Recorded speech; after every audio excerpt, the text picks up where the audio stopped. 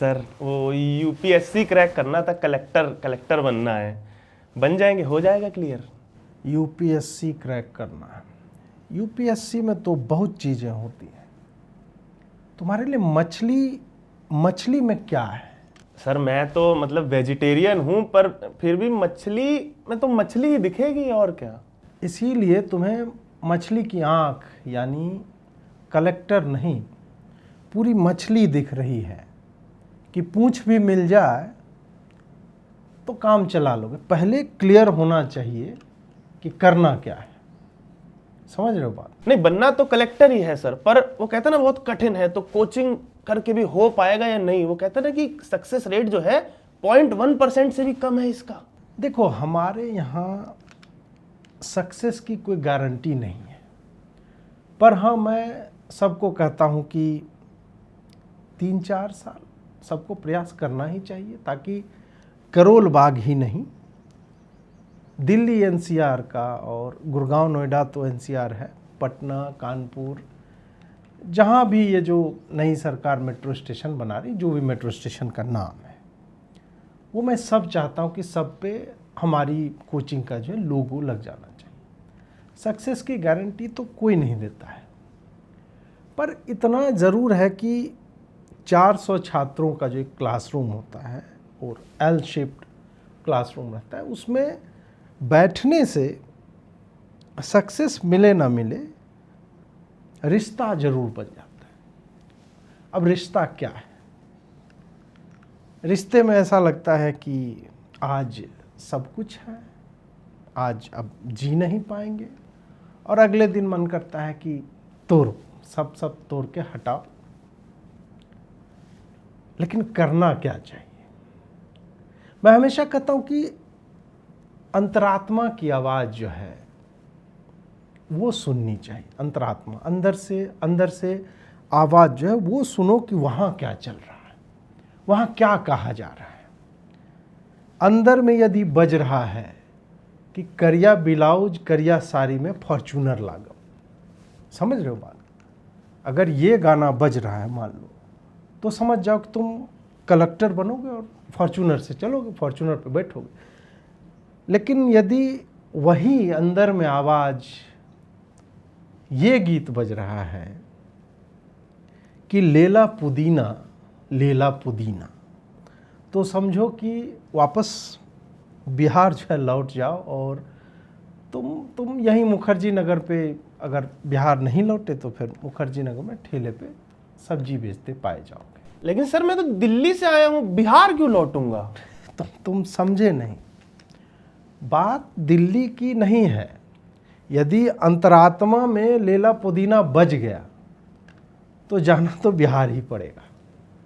दिल्ली में टिके रहना है तो अंदर की आवाज़ जो है ये होना चाहिए, स्पीकरां दे बज दे कलाउन मुंडे ओ बराउन मुंडे, ये गाना बजेगा तो दिल्ली में जो है वो रह सकते, उसकी संभावना बनती। सर ये सब आप पंजाबी गाने आने बता रहे हो, मेरा क्लियर होगा या नहीं यूपीएससी, ये तो बताओ। देखो, एक शेर है कि क्या करें जिंदगी में क्या होगा, है क्या करें जिंदगी में क्या होगा, कुछ नहीं होगा, तजुर्बा होगा। काट देना अच्छा नहीं लगता है बच्चों से, मतलब फ्लो में निकल जाता है। और ये तजुर्बा क्या है, ओझा जी को देख लो। क्या हमारे दादा की जमीन थी इलाहाबाद में, वो पिताजी के फूफा कब्जा लिए, उस पर कब्जा कर लिए। पिताजी माँ के पास गए, माँ उस समय क्या है सिंदूर लगा रही थी। पिताजी ने रोक दिया, उसी समय रोक दिया, बोले रुको, शाम तक जिंदा बचूंगा या नहीं ये साफ नहीं है, अभी वापस आ जाऊं तब लगाना। पिताजी ने उठाया गंडासा, उस जमाने में एक एटलस की साइकिल हुआ करती थी पिताजी के पास, 1734 की बात है ये। मैंने भी चलाई, फिर वो 1885 तक चलाई थी। पिताजी ने वो साइकिल उठाई, लेकर सीधे पहुंच गए फूफा के खेत। अरे सर, सवाल ज्योग्राफी का था, आप कहाँ मतलब पिताजी, जमीन, कट्टा, साइकिल के, सर क्या क्या घुसेड़ दे रहे हैं आप। यही तो बात है गुरु, ये 3 फुट लंबे बाल लेकर आ गए हो तुम यहाँ पे मुखर्जी नगर, समझ में इसीलिए नहीं आ रही चीजें, दिमाग में घुस ही नहीं रहा है। मेरे जैसे बाल कराओ एकदम टक्कल, तब जाके सिर में घुसेंगी चीजें। पता भी नहीं चला तुम्हें, और 2 लाइन में तुमको 3 सब्जेक्ट पढ़ा दिए हैं अभी। भूगोल पढ़ाया, इलाहाबाद की जमीन यानी कि भूगोल, और 1734 1885 दो डेट भी बोली हैं, तो ये हो गया इतिहास। तो होगा कि नहीं होगा सब्जेक्ट? और ये तीसरा क्या, साइकिल? साइकिल का यहाँ पे साइकिल से क्या है सर इसमें? पॉलिटिकल साइंस है मुन्ना, और मतलब इसमें थोड़ा निजी भी है। छोड़ो छोड़ो, तुम नहीं समझोगे ये। सर ये सब यूपीएससी के पेपर में कैसे काम आएगा सर? अबे झंडू, यूपीएससी के पेपर में तो किताबें भी नहीं काम आएंगी, ये मास्टर का ज्ञान भी नहीं काम आएगा। काम आएगा डिसेबिलिटी का कोटा, उसका सर्टिफिकेट। तू ज्ञान सुन, ज्ञान पहले। तो फूफा लेटे थे खेत में, खाट पे लेटे थे, चारपाई चलती थी उस जमाने में, 1670 का दशक रहा होगा। पिताजी ने फूफा के आगे जाकर 2 उंगलियां दिखाई, ऐसे बोले एक पकड़ लो। फूफा बोले राम खिलावन, तुम्हारे इन्हीं झटैलपने की हरकतों के चलते तुम अभी तक बेरोजगार हो। फूफा 50-52 साल के रहे होंगे। पिताजी ने उसी समय गणासा निकाला और फूफा के पूरे 52 टुकड़े कर दिए थे। और घर वापसी आए, सबसे पहले जानते हो क्या किया? माँ की मांग भरी और उसके बाद दादा के हाथ में खून से सना गंडासा पकड़ा दिया। सर भूगोल रहने दीजिए, आप भूगोल रहने दीजिए आप सर, आप हिस्ट्री ही बता दीजिए। 1930 राउंड टेबल कॉन्फ्रेंस पढ़ा दीजिए सर, बताइए ना सर। अब ऐसे कैसे बता दूं? पहले आंखों में लेजर तो डाल, फिर बताता हूं। अरे वो तो लास्ट में लग जाएगा ना सर, एडिट में बीजीएम के साथ। आप राउंड टेबल बताइए सर, राउंड टेबल। 1930 में ही, यानी कि हादसे से लगभग 150 वर्ष के बाद, मेरे पिताजी मेरे साथ एक बेंत की कुर्सी पे बैठे थे। बेंत चला करता था उस समय, वो सी रूट से आया था, पुर्तगाली ने बनाया था ना रूट, उसी से आया था। तो बेंत की कुर्सी के ऊपर मैं और पिताजी बैठे हुए थे। वहाँ हमने अपने पिताजी से पूछा कि पिताजी ज़मीन जायदाद की तो आपने बात तक नहीं की थी वहाँ पे जाके, सीधे गए और गंडासा निकाला, मार दिए। काहे? आपको मतलब बेरोजगार बोल दिया था, उस बात का बुरा लग गया क्या आपको? है? नहीं सर, झटेल बोला होगा इसलिए बुरा लगा होगा। अबे नहीं बे, जानते हो पिताजी ने क्या जवाब दिया? बोला बुरा हमें ये लगा बेटा कि उन्होंने हमें राम खिलावन बोला, जी नहीं लगाया। अब इस पकड़ चेटिप, ये कौन सा सब्जेक्ट था सर? जीवन मुन्ना, जीवन। तुम्हें केवल 1,75,000 की फीस में 125 करोड़ की बात समझा दी है। जीवन में कुछ भी हो जाए, आत्मसम्मान से कॉम्प्रोमाइज नहीं बेटा। राजा के लिए उसकी प्रजा, रानी, राजपाट से बड़ा अगर कुछ है तो वो है आत्मसम्मान। तो इससे क्या सीखे आज तुम? नहीं समझे सर, आप ही बता दीजिए। अबे सीखे ये कि यूपीएससी की क्लास का तेल लेने, रील ऐसे बकैती भरी कहानियों की कटती है। कलेक्टर नहीं, राजा बनाऊंगा राजा। ये एडिटर ब्रो, इस वाली लाइन के बाद आंख में से लेजर निकाल के बीजीएम लगा देना इसके पीछे। देखो एक शेर है कि क्या करें जिंदगी में क्या होगा, क्या करें जिंदगी में क्या होगा, कुछ नहीं होगा, तजुर्बा होगा। तो बात समझिए कि शंभूक को देखकर गुरु ने कहा कि उठा बंदूक, लगा निशाना इसकी गर्दन में, और वध जो है वो हो गया। तजुर्बा ये नहीं है कि तुम कहीं थे, कोई जीवन जी रहे थे, माँ बाप भोजन दे रहे हैं, इंटरनेट लगा हुआ है, घर में कमरा अलग मिला, ये तजुर्बा नहीं है। This is not experience. ये तो जीवन है, सब जी रहे, सब जी रहे। तजुर्बा क्या है कि तुम गांधी विहार में जब पहली बार जाओ तो तुम्हें कोई मिलवाएगा कि ये संदीप भैया हैं और 3 बार मेंस लिख चुके हैं। ऐसे जो भी संजीत भैया और अजीत भैया और प्रदीप भैया इस टाइप के लोग, बाबा लोग जो हैं, उनके कमरे पे कभी जाओ। कमरे में क्या मिलेगा? कमरे में जाओ तो विश्व राजनीतिक और भारत भौगोलिक, ये 2 मानचित्रों के बीच 6 बाय 2.5 का फोल्डिंग खटिया मिलता है, और उसमें वही 9-10 साल पुराना गद्दा। गंदगी इतनी उस कमरे में होती है कि जो मकान मालिक ने सफ़ेद मार्बल की फ्लोर दी थी वो काले ग्रेनाइट में बदल चुका होता है। वो गंदगी नहीं, वही तजुर्बा है। तजुर्बा यही है, 3 बार मेंस लिखने के बाद तुम तजुर्बा टू द पावर 3। यही जो तुम्हारी सोच है ना, यही राजा बनने में बाधक है। गुटखा खाया करो, रजनीगंधा जो है, रजनीगंधा में तुलसी मिला के खैनी की तरह मसलो और एकदम फाँक जाओ। आँख बंद करो, देखो ऋतिक रोशन की बॉडी पर तुम्हारा फेस लगा हुआ है फोटोशॉप में, और तुम सूट पहने हो और घोड़े के ऊपर हाथ फेर रहे हो। सर हाथ क्यों फेरेंगे, बैठ जाएंगे। अबे बकलोल हो तुम। राजा सूट पहनकर केवल हाथ फेरा करता है। राजा स्टूडियो में बैठकर बताता है कि किसको इलाहाबाद में रहना चाहिए और किसको बेसमेंट में। राजा धन्ना देने नहीं जाता, क्योंकि दंगे बलबे की स्थिति में तो डंडा पड़ गया तो राजा डार्विन के विकास क्रम में पीछे चला जाएगा। तो देखो बायोलॉजी भी समझा दी है तुमको, मास्टर को तुम हल्के में लेते हो।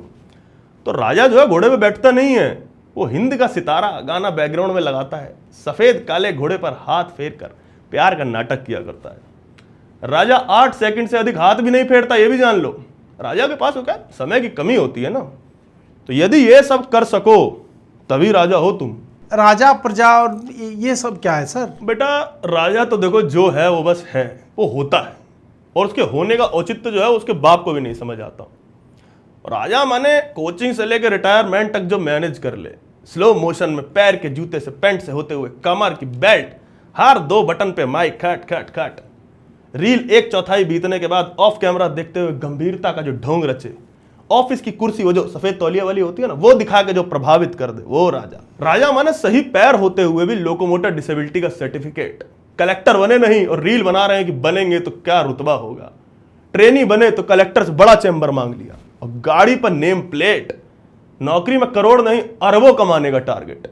रिटायर हुए तो कैरेबियन के फूलों वाली शर्ट पहन के, और वो छाते वाला ड्रिंक होता है, ड्रिंक पे छाता लगा के, ये होता है राजा। एटीट्यूड बनाता है राजा। हाँ सर, वो तो है, गजब का पावर आता है राजा बनने पे, ये तो मानते हैं सर। अरे पावर, अगर राजा केवल पावर नहीं, अपने आप में पावर हाउस होता है। बिजली के खंबे के पास से गुजरे तो पूरा मोहल्ला रोशन कर दे। एक बार की बात है, हमारा एक पूर्व छात्र था, वो शादी चल रही थी हमारी बिटिया की, बारात खा रही थी, बीच में जनरेटर फूक गया, एक साथ तीनों जो है जनरेटर चला गया।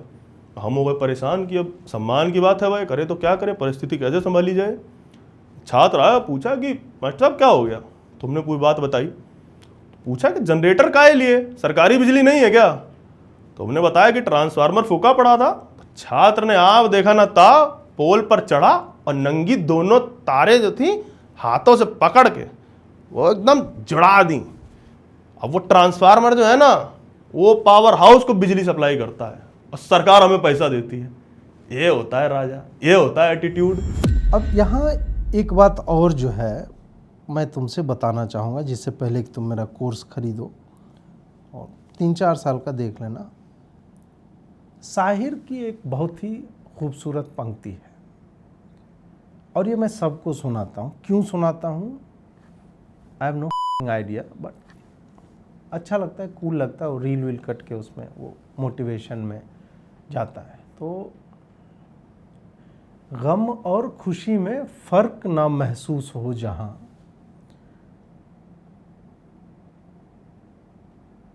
उसके बाद का मैं भूल गया।